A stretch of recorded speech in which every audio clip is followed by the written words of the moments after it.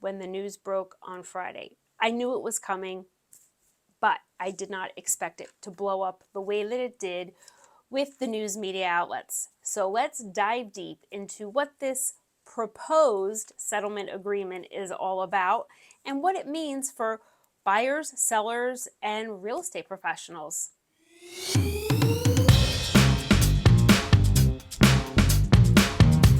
Hi there, it's me, MaryJo Camerota. I am a New Jersey licensed real estate broker for those of you who don't know me. And today we're here to talk about the National Association of Realtors proposed settlement agreement. Notice I said proposed because it still has to go before a judge and be approved and finalized. But before we dive down this rabbit hole, I want to bring something to everyone's attention. The news media outlets, well, with them it's all about the ratings and the headlines, and the story is not always matching the real story. My colleagues and myself are all in agreement that there is a huge game of telephone right now dramatizing what's actually going on. One thing we all know for sure is that there's going to be some changes and adjustments, but not the way that it's being reported through the major news outlets. First, let's talk about what the proposed settlement clearly states.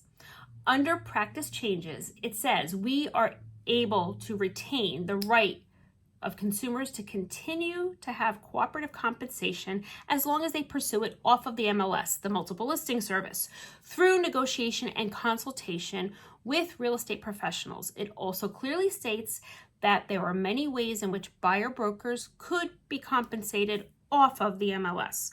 One of them is a concession from the seller, and the other is a portion of the listing broker's compensation, which is how it's being done currently. Compensation would continue to be negotiable and should always be negotiated between agents and the consumers they serve. Well, let me tell you something. Commissions have always been negotiable. Everything is always a negotiation in the world of real estate. Unfortunately, there was some misconception somewhere in this lawsuit where they felt that there was price fixing taking place.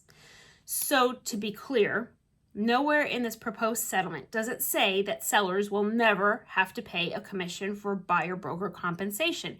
It states that buyer's broker compensation cannot go on the MLS, the multiple listing service. It can go on broker websites and other sites. And again, it is negotiable. Now, we have those consumers out there who feel realtors are overpaid, paid too much. We don't earn our commissions. And as far back as I can remember, you always had the specific group that felt that way. They're certainly entitled to their opinion. And in my 16 years as being a realtor, there have been transactions where I felt the amount of craziness, work, time, effort that I poured into that transaction, I felt like I was definitely being underpaid. But at the end of the day, it was so far worth it because I was helping a seller or buyer, and it was far more rewarding than any paycheck could ever be. As realtors, none of us talk about our commissions with our clients from a perspective of how we get paid. We work really hard. We put a lot of countless hours into working with a client, whether they be a seller or a buyer. And for one reason or the other, they decide not to buy or not to sell. And they take their house off the market and you don't get a paycheck then. And there's a lot more to being a realtor than many consumers out there are aware of.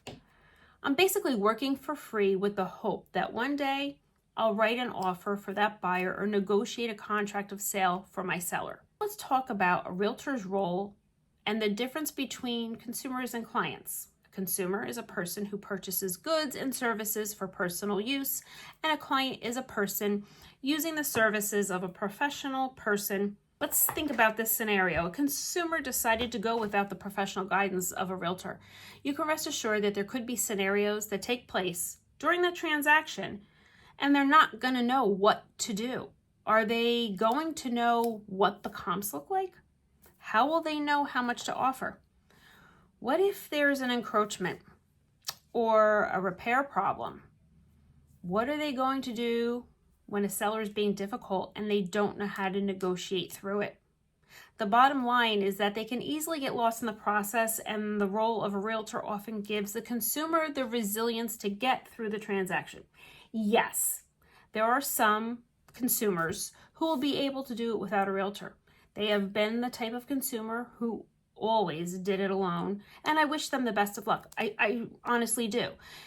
But if you were to take a poll, how many people are going to say that they would ever do that again without a realtor?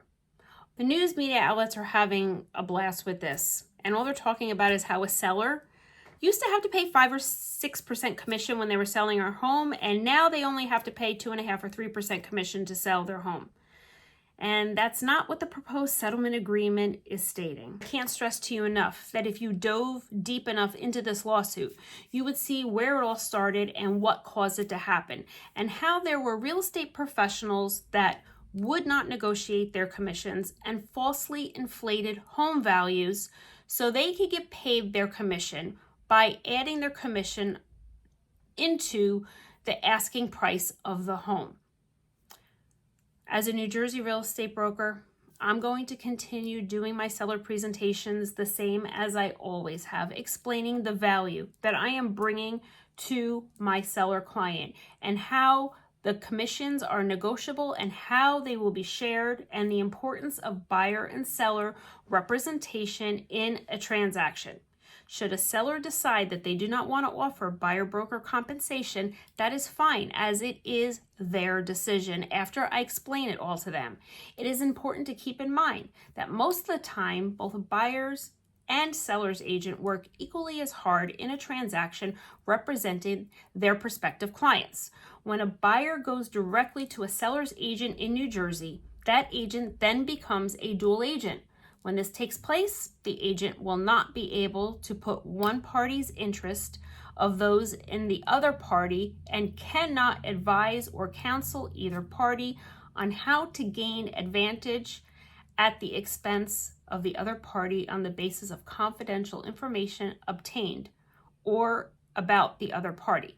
The easiest example is that the agent cannot provide sold comps to the buyer and advise them how much they should offer on that home. The agent cannot also advise the seller on how much they should accept on a written offer. Should there be issues with a home inspection? Well, that's where the fun really begins, because you can't discuss options should they arise, such as termination of the contract or what would they consider to continue with the purchase. I would much rather be a seller's agent or a buyer's agent. So remember, not all realtors run their business the same way. Some of us pour our heart and soul into being a real estate professional, and we are more than just a super key when it comes to buyers. We do more than just unlock the front door. When I am your agent, I become your fiduciary. I run the comparable sales to make sure that you're not paying too much for a home if you were my buyer. And if you're my seller, I make sure that your home is being priced effectively in the market to attract as many buyers and bring as many offers as possible. I run the comparable sales. I do open permit searches, making sure that all of your permits have been closed out. I assist in helping file permits for a continued use of occupancy or certification from the local fire department. As your agent, I answer your questions with a paragraph instead of a short sentence to make sure that you have full disclosure and awareness throughout the entire transaction. So to my New Jersey peeps, if you have questions about this proposed settlement agreement and you're thinking of buying or selling your home, reach out to me with those questions or concerns, because I'm here to help you go through all of this as your trusted real estate advisor. Thanks for watching, and don't forget to like and subscribe to stay updated on the latest news and insights on the New Jersey real estate market.